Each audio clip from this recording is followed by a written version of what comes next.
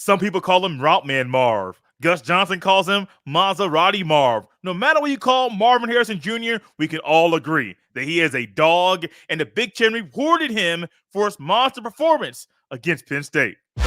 You are Locked On Buckeyes, your daily podcast on the Ohio State Buckeyes. Part of the Locked On Podcast Network, your team every day.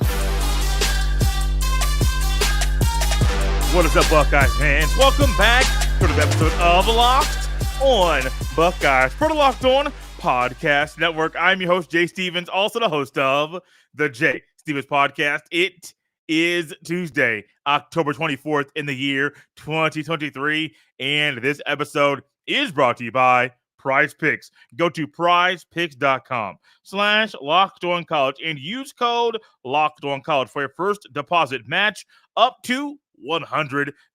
During today's episode, we will discuss the sign stealing fiasco going on in Ann Arbor, and I unveil my college football top 10. But first, Marvin Harrison Jr. was the man on Saturday afternoon in the shoe when Kyle McCord needed the ball to be in a playmaker's hands.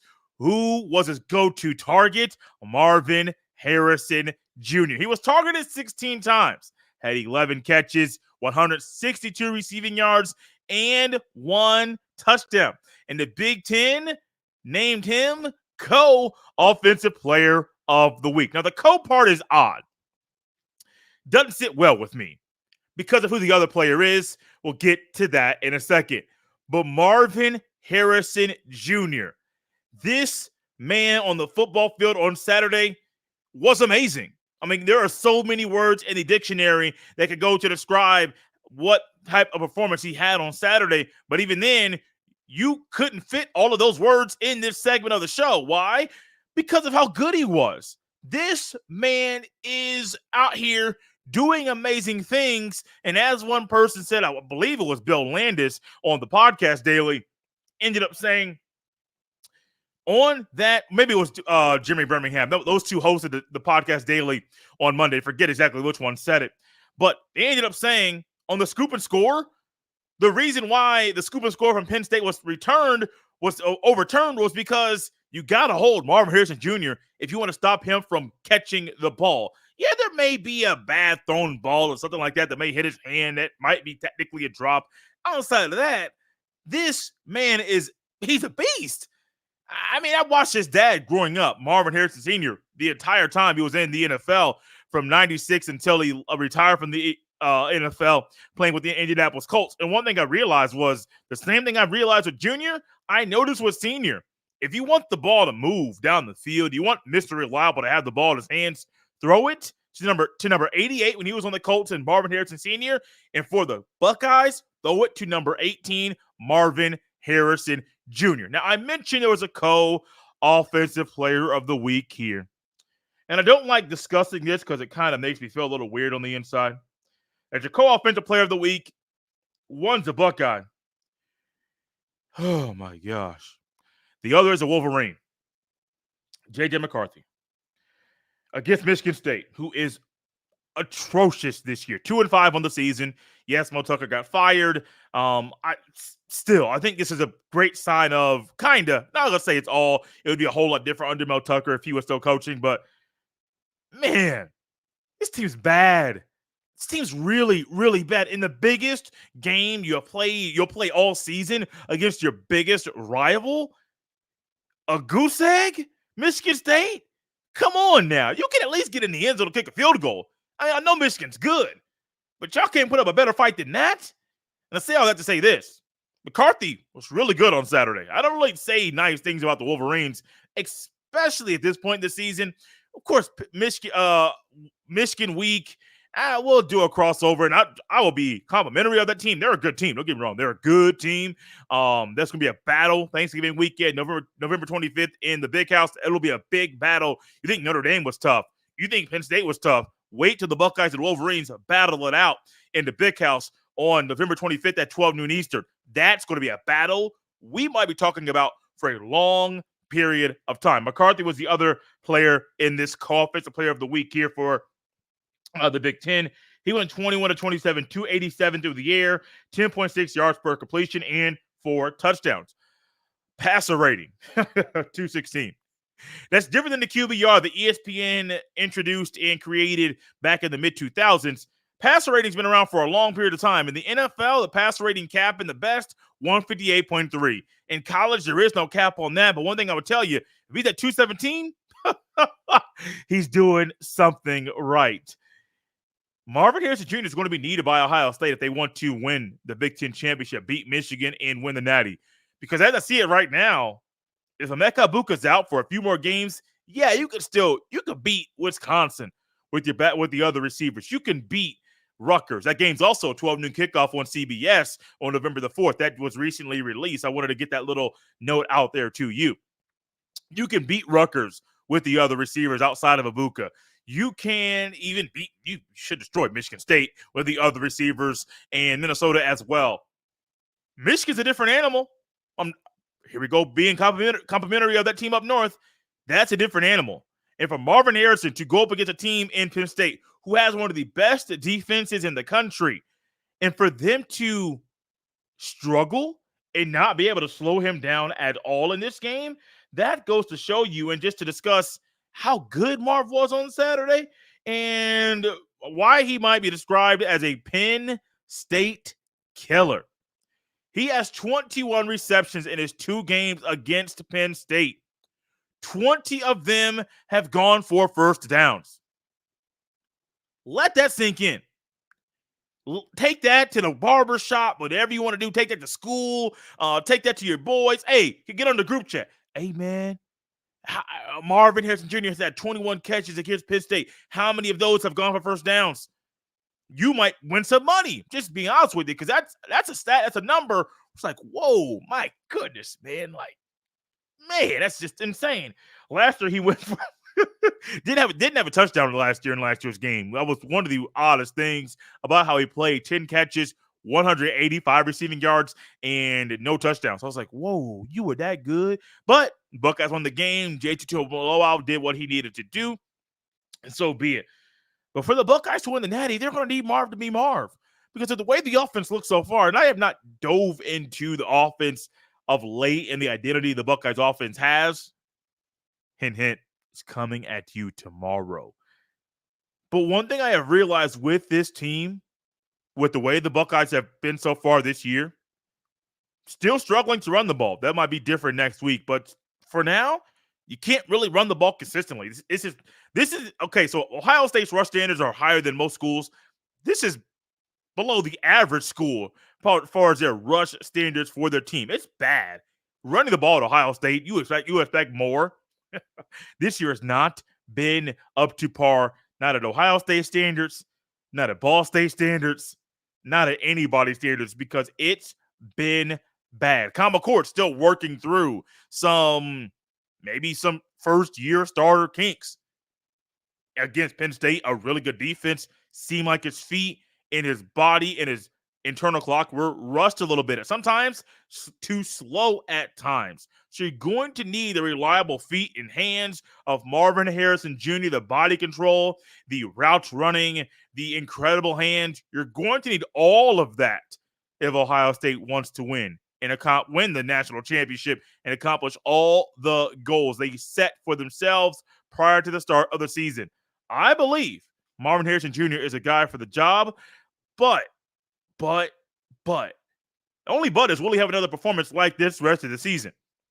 It's possible, because the Buckeyes might need Marv to be route man Marv in another big game this year against Michigan to win that contest. Have you heard the abnormal things going on in Ann Arbor and what one staffer did to try to give the Wolverines an upper hand? We're going to dive into that next here at Locked On Buckeyes. This episode is brought to you by our friends at LinkedIn Jobs. These days, every new potential hire can feel like a high-stakes wager for your small business. You want to be 100% certain that you have access to the best qualified candidates available. That's why you have to check out LinkedIn Jobs. LinkedIn Jobs helps find the right people for your team faster and for free. It's free and easy to create a job post at LinkedIn Jobs. Once you create your job post, add your job in the purple hashtag hiring frame to your LinkedIn profile to spread the word that you're hiring. Simple tools like screening questions make it easy to focus on candidates with just the right skills and experience so you can quickly prioritize who you'd like to interview and hire. LinkedIn Jobs helps you find the qualified candidates you want to talk to faster. Post your job for free at linkedin.com/lockedoncollege. That's linkedin.com/lockedoncollege to post your job for free. Terms and conditions apply. Thank you for tuning in to Locked on Buckeyes and making this your first listen or first watch of every single day. Now is the perfect time. If you're on YouTube, smash that like button, hit that subscribe button on this channel. If you're an audio listener, leave a 5-star review and a rating. Not if you're driving. Maybe if you're on the treadmill, I wouldn't advise that either. But if you're in a place you can get on your phone and do it in a safe manner, get on your phone, Apple or Spotify, leave a 5-star review and a rating. It's a great free way to help more people come across the Locked on Buckeyes podcast Monday through Friday. So I don't normally do this on this podcast, what's about to happen and come your way.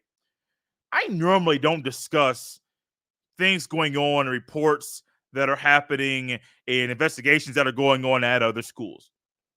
If there's something going on at Ohio State, greatly, we'll discuss it. But I don't normally dive into the Arizona State Herm Edwards recruiting issues. Don't do that. Tennessee in the McDonald's bags, even recruits McDonald's bags full of money.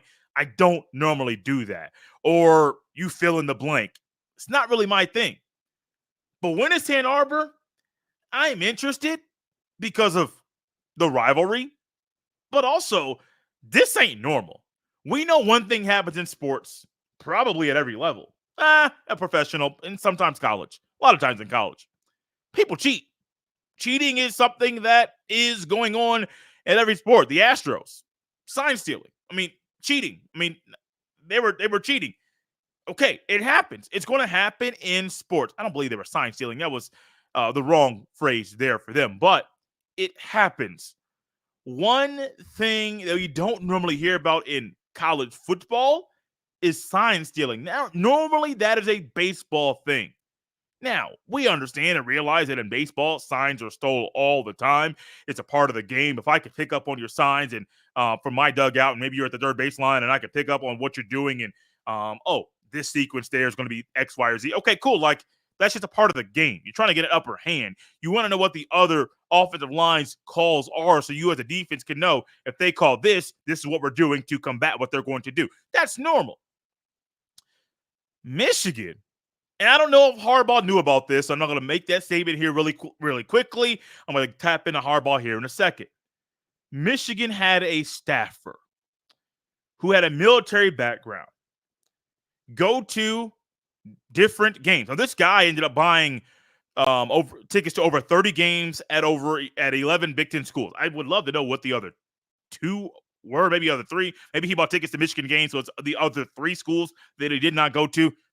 Just curious, man. I would like to know. He was going to other schools and stealing signs illegally using electronics and other devices that allowed him to steal signs to give the Wolverines an upper hand. In a report from Pete Thamel, he was the one that broke the report of Pete Thamel of ESPN. There was an article that came out on Tuesday afternoon. I'm going to read this excerpt verbatim. Quote, just quote, open quote, end quote. And kind of give you a little upper hand on how Michigan is trying to get an upper hand on Ohio State. This past Saturday, the staffer who has since been suspended, once this investigation came out, these allegations came out, this staffer who is suspended, if he wasn't suspended, I think he would have been at the Ohio State game. I'll read this to you, and you'll understand why I make that statement. Quote, sources confirmed to ESPN that Stallions purchased tickets on both sides of the stadium across from each bench for Ohio State's game with Penn State on Saturday. Michigan plays both teams in upcoming weeks. According to sources, The tickets purchased by Stallions were not used on Saturday. Stallions name emerged publicly in an ESPN story on Friday. He was suspended with pay by Michigan, end quote. So imagine, before the season, let's not say imagine, let's go back in time. Before the season, Michigan was trying to petition to the NCAA for a 4-game suspension of Jim Harbaugh for recruiting violations. And I made a comment, I think it was on the Jay Stevens podcast, not so much this one, but I made a comment saying, hey, I don't really think that what Harbaugh did, now the allegations there, they were kind of a little odd. But I said, hey, man, like, I understand, like, what he did really isn't that bad. It happens all the time. I acknowledge that. One thing I said was, you can't lie to the NCAA because Harbaugh lied to the NC2A, and the NC2A does not being lied to. I think if Harbaugh would have cooperated with the investigation and gone along with it and been truthful, the punishment may have already been handed down for those violations. Now, I understand that this report coming out now came up last Friday. Pete Thamel of ESPN broke the story. Honestly, he's one of the best, if not the best, reporters of the sport. So tapped in, so tuned in, has connections all over the place. I think that Pete Thamel knew about this, possibly. Can't say for sure, but possibly knew about this prior to the start of the season. Because one thing I know about investigations, when they come out in sports, especially college football collegiately, generally it's 6 months, maybe 12 months after the initial report is coming out. And the NCAA does not want to come out and hand down a punishment without dotting every I, crossing every T, making sure everything is done properly. They have all the info. They've done their thorough investigation before handing down a punishment. Which makes me wonder, what did the NCAA know about this prior to the start of the season for them to deny the originally petitioned 4-game or proposed, that's the right word, 4-game suspension of Harbaugh? Why did the NCAA say no? The self-imposed 3-game suspension by Michigan, great, cool, whatever. It's against your non-conference. It's not really a big deal. Your schedule's weak anyway. Even the Big Ten, your schedule's weak. Like, 3 games? Please. That was nothing. I wonder what the NC2A knew about this before. And also, somebody asked, would you consider Harbaugh the Bill Belichick of college football? I said no. They're both quirky individuals. They both have found a way to win, well, win regular season for Harbaugh. Belichick has rings, trophies. Harbaugh does not. The national trophies. I understand, like, you got a couple of Big Ten trophies that you brought back to Ann Arbor. Cool. Like, Ohio State has more since you've been in Michigan. So, like, cool, whatever. Like, I understand that. Belichick wins Super Bowls. Harbaugh can't even get to the national championship. And this ain't just that Michigan didn't get it at Stanford or any other stop along the way. This is bad for them. This is really bad for the Wolverines.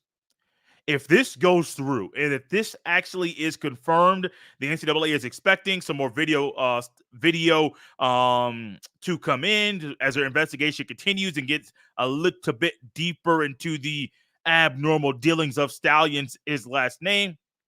If they find this to be true and the paper trail confirms what has already been put out there, I don't think they'll give Michigan the death penalty. I don't. I think Michigan means too much to college football and makes too much money for the NC2A. Well, not really, because it's not an NCAA sport. So, let's keep that in context. I don't think the death penalty will be handed down. I have a hard time thinking, if this is confirmed, that Harbaugh keeps his job. Because if you're going to fire Pat Fitzgerald for what Pat Fitzgerald did, well, if Northwestern fires Pat Fitzgerald for what happened at Northwestern, and then Mel Tucker has some issues there, Herm Edwards got fired at Arizona State, and some other things that are going on, and you don't fire Harbaugh, man, that's a bad look for the Wolverines. A really bad look for Michigan. I could go on longer and more in depth and more animated and all of that with this story. Tap into the Jay Stevens podcast coming at you at the beginning of this week. Actually, coming at you today in regards to how I view and think in a longer form conversation about Michigan and this weird sign stealing fiasco going on in Ann Arbor. What's not weird is where I have the Buckeyes in my college football top 10. It might be weird to some, There's a way for them to jump and move up in my poll in the future. We dive into that next on Locked On Buckeyes. This episode is brought to you by our friends at PrizePicks. PrizePicks is the largest independently owned daily fantasy sports platform in North America. They are the easiest and most exciting way to play daily fantasy sports. It's just you against the numbers. Instead of battling thousands of other players, including pros and sharks, you pick more than or less than on 2 to 5 player stat projections and watch the winnings roll in. PrizePicks is the most fun I've had, winning up to 25 times my money this football season. PrizePicks is really simple to play. I can make my picks and submit my entry in less than 60 seconds. Quick withdrawals, easy gameplay, and an enormous selection of players and stat types are what make PrizePicks the #1 daily fantasy sports app. Go to prizepicks.com/lockedoncollege and use code LOCKEDONCollege for your first deposit match up to $100. Once again, go to prizepicks.com/lockedoncollege and use code LOCKEDONCollege for your first deposit match up to $100. PrizePicks, daily fantasy sports made easy. This episode is also brought to you by Billiards Plus. Billiards Plus has the best selection of pool tables, game tables, shuffleboard tables, and more, and the best service in Central Ohio. And did you know Billiards Plus has top-of-the-line grills with up to 30-year warranties? That's longer than most roofs. Billiards Plus carries the best pool tables from Brunswick, Ahosset, Canada, Billiards, and more. Plus, top-of-the-line grills from PK, Napoleon, Memphis, and Le Griddle. That could very well be the last grill you own. The perfect gift for any occasion is in stock at Billiards Plus. Go big with an awesome pool table or shuffleboard table, or a little more modest with a dartboard or poker table. No matter the season, Billiards Plus has you covered for all your indoor and outdoor entertainment needs. And the people at Billiards Plus are the best part of the experience. Kenny, Sarah, and the whole staff will take amazing care of you. Billiards Plus, visit their showroom on Dublin Center Drive in Dublin. Once again, I'd like to thank everyone for making Locked On Buckeyes their first listen or first watch of every single day. I mentioned yesterday that I am going to get back to putting my college football top 10 on the X, formerly known as Twitter, every single, probably Monday morning, could be Sunday, but generally Sunday, Monday, my college football top 10 will be released on that platform. And so this week it came out on Sunday. It's not set in stone Sunday, Monday, but one of those 2 days, it'll hit X. And so I hit it and put it out there. And an Ohio State fan that I communicate with every now and then on X, still weird saying that, chimed in and said, hey, I hope the top 2 teams can flip by the end of the season. I said, absolutely. It can happen.